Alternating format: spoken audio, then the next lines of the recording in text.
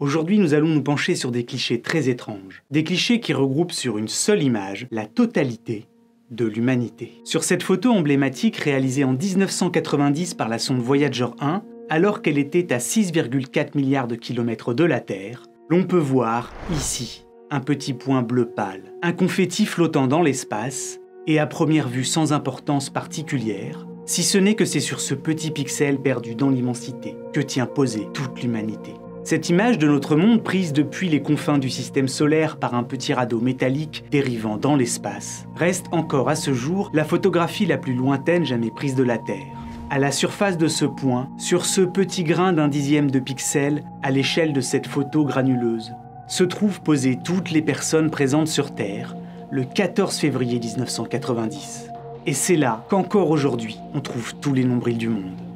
Si l'intérêt scientifique de ce cliché peut être considéré comme dérisoire, celui de son importance, au sens le plus large du terme, est énorme. Car il nous fait prendre conscience de notre place dans l'espace. Et d'une certaine manière, cet agrégat pixelisé a un peu changé la face du monde.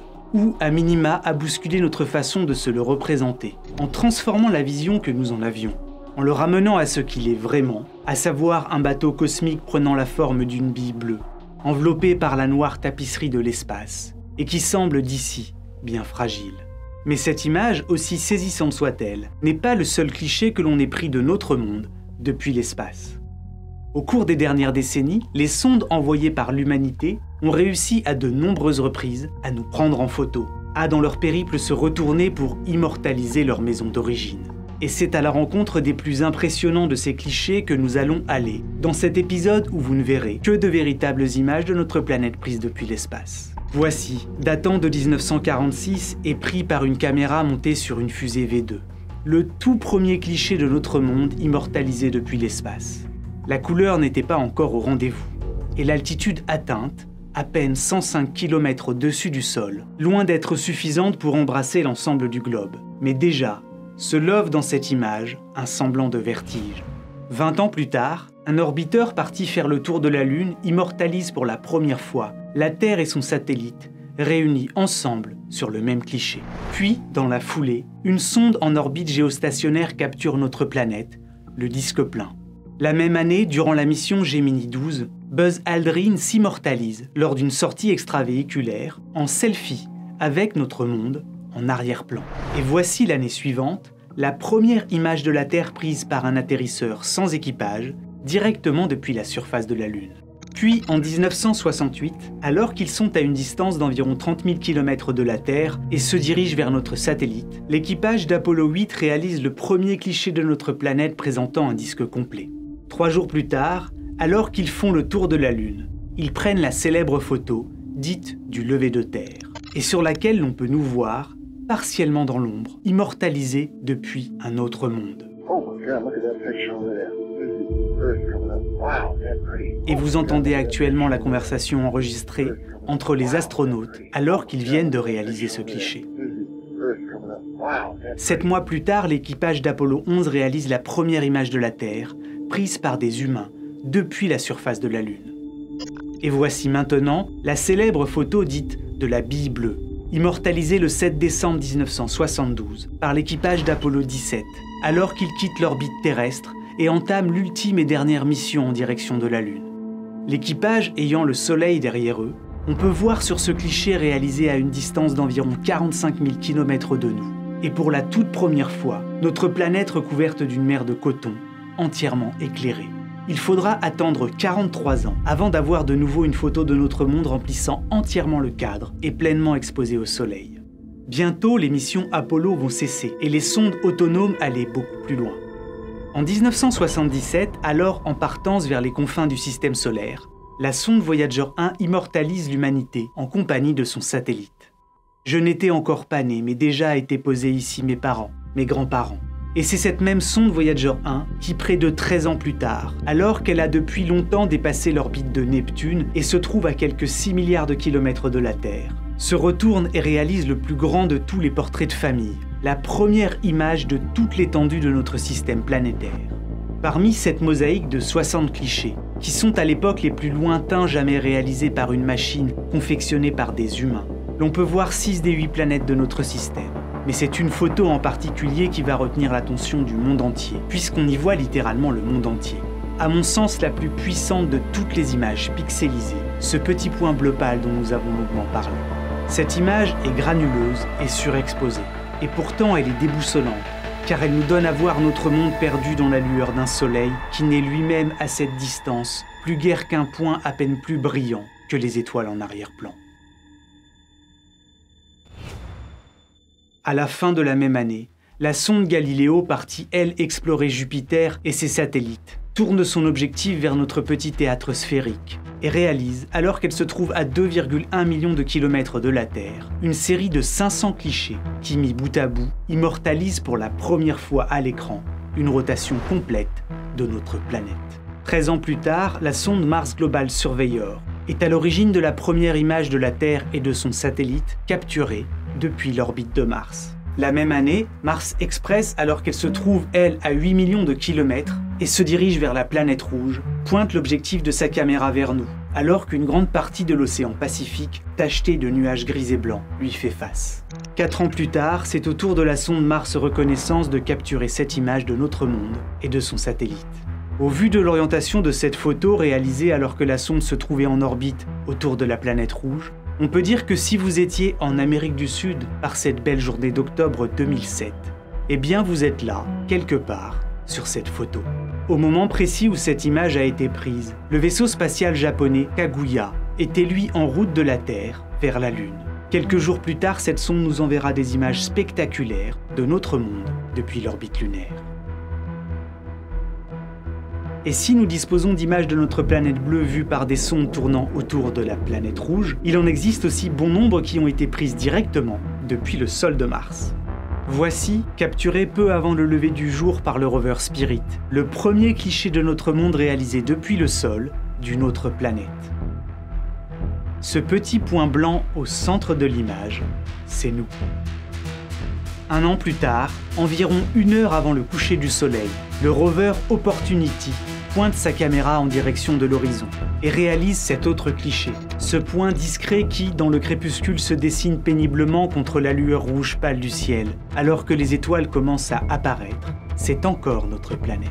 Près de 10 ans plus tard, et alors que la distance entre la Terre et Mars était d'environ 160 millions de kilomètres, le rover Curiosity prit à son tour une photo semblable, sur laquelle on peut voir dans le ciel crépusculaire de l'horizon martien, la Terre se détacher, sous la forme du plus brillant point de lumière du ciel nocturne.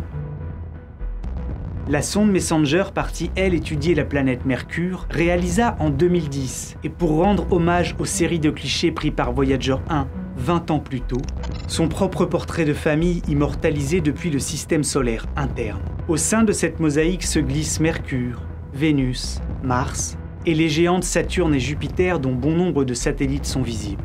Mais encore une fois, c'est l'un des clichés en particulier qui va attirer notre attention, celui de notre maison. Ces 2 points lumineux, ce petit couple de confettis perdus dans l'immensité vide du champ étoilé, ce sont la Terre et la Lune, telles qu'elles ont été capturées par la caméra embarquée de Messenger, alors que la sonde était située, au moment de ce cliché, à 184 millions de kilomètres de nous. Et si les images de notre monde prises depuis le sol martien ou l'orbite mercurienne peuvent être déstabilisantes, celles réalisées depuis l'espace lointain le sont peut-être encore plus. Cette image-là est le fruit d'un assemblage de 165 clichés pris par la caméra grand angle de Cassini en 2006, alors que la sonde, dérivant dans l'obscurité, se trouvait abritée dans l'ombre de la géante gazeuse Saturne. Au moment de réaliser ce cliché, Cassini était 7 fois plus éloigné de la géante aux anneaux que nous ne le sommes de notre satellite.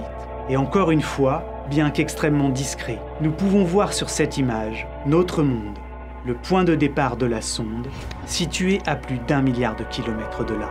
Cet agrégat de pixels dérisoires est entré dans l'histoire, comme le second cliché de la Terre pris depuis les profondeurs glacées du système solaire externe. 7 ans plus tard, la même sonde réalisa, toujours protégée de l'éblouissant soleil par l'imposante ombre de Saturne, cet autre cliché, qui s'étend de part et d'autre de l'image sur près de 650 000 km, et sur lequel on peut voir de nombreuses lunes de la géante gazeuse, mais aussi pour la première fois réunies sur la même photo, 4 planètes du système solaire, Saturne et ses immenses anneaux que l'on voit ici accompagnés de son satellite Encelade, dont les geysers crachent de fines particules de glace en formant des panaches, mais également Mars, ce léger point rouge ici incrusté dans le bord extérieur de l'un des anneaux de la géante, Vénus qui revêt l'aspect d'un point blanc brillant, et bien sûr notre planète, dont seuls les yeux avertis peuvent voir le point bleu pâle accompagné d'une très légère saillie sur le côté droit, provoquée par la présence discrète de la Lune. Sur cet autre cliché réalisé dans la foulée par la sonde, on peut voir notre monde et son satellite, tels des objets séparés. Quant aux autres points brillants à proximité, ce sont tous des étoiles lointaines, situées en arrière-plan, à plusieurs dizaines d'années-lumière de là. On a baptisé cette image « le jour où la Terre a souri », car pour la première fois, ses habitants ont été avertis à l'avance qu'une telle photo allait être prise depuis une si grande distance. Ainsi, sachant cela, certains se sont réunis en ce 19 juillet 2013 pour faire la fête sur un petit bout de ce confetti dérivant, sachant qu'à 1,440 milliard de kilomètres de là, une sonde était sur le point de les photographier. Et si vous avez aujourd'hui plus de 9 ans, alors vous êtes nécessairement sur cette photo. Posez-la quelque part au moment du cliché. 4 ans plus tard, arrivée au terme de sa mission, alors qu'elle va bientôt se laisser tomber dans la géante gazeuse, la sonde Cassini réalise cet ultime cliché de notre monde. Ces deux points lumineux blafards que l'on peine à distinguer entre les anneaux glacés de la géante, ce sont encore la Terre et son satellite. Et je pense que vous serez heureux d'apprendre qu'au moment où la sonde réalisa ce qui reste à ce jour la dernière image de notre planète observée depuis le système solaire externe, la partie de la Terre faisant face à Cassini était l'océan Atlantique Sud. Aujourd'hui, près de 50 ans se sont écoulés depuis la première image d'une Terre complètement éclairée, celle dite de la bille bleue, et désormais le satellite Deep Space Climate Observatory, situé à une distance d'1,5 million de kilomètres de nous dans la direction du Soleil, nous fournit en permanence une vue complète et en temps réel de la face éclairée de notre planète. Occasionnellement, il nous donne même à voir la face pour nous cachée de la Lune quand elle passe devant lui. Pour se rendre de la Terre au point de Lagrange, là où se trouve le Deep Space Climate, la sonde Voyager 1, qui s'éloigne actuellement de nous à la vitesse de 17 km par seconde, prendrait une journée. Récemment, pour fêter le 30e anniversaire de cette photo prise par Voyager 1, la NASA utilisa un logiciel de traitement d'images, afin de rendre compte de la luminosité et des couleurs telles qu'on serait capable de les capturer, si nous pouvions, à l'aide de matériel plus moderne, reprendre ce cliché. En attendant de peut-être un jour retourner aussi loin, le petit engin à l'origine de cette photo, Voyager 1, reste l'objet fabriqué des mains de l'homme le plus éloigné de notre monde. Et la sonde continue de fuser.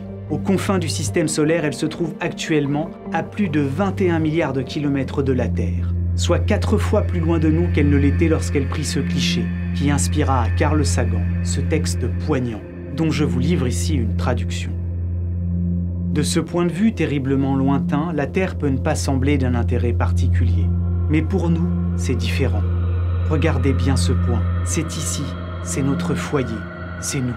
Sur lui ont vécu tous ceux que vous aimez, tous ceux que vous connaissez, tous ceux dont vous avez entendu parler, tous les êtres humains qui aient jamais vécu, ont vécu leur vie, ici. Toute la somme de nos joies et de nos souffrances, des milliers de religions aux convictions assurées, d'idéologies et de doctrines économiques, tous les chasseurs et cueilleurs, tous les héros et tous les lâches, tous les créateurs et destructeurs de civilisations, tous les rois et tous les paysans, tous les jeunes couples d'amoureux, tous les pères et mères, tous les enfants pleins d'espoir, les inventeurs et les explorateurs, tous les professeurs de morale, tous les politiciens corrompus, toutes les superstars, tous les guides suprêmes, tous les saints et pécheurs de l'histoire de notre espèce ont vécu ici, sur un grain de poussière suspendu dans un rayon de soleil. La Terre est une toute petite scène dans une vaste arène cosmique. Songez au fleuve de sang déversé par tous ces généraux et ces empereurs, afin que, nimbés de triomphe et de gloire, ils puissent devenir les maîtres temporaires d'une fraction d'un point.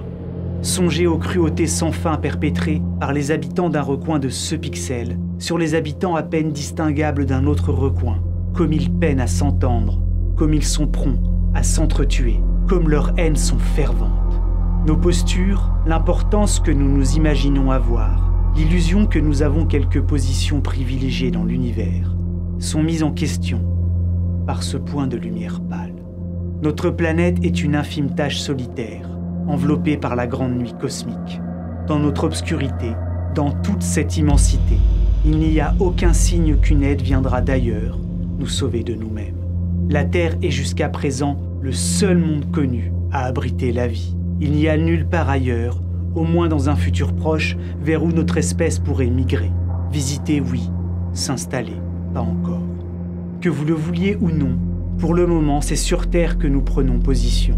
On a dit que l'astronomie incite à l'humilité et fortifie le caractère.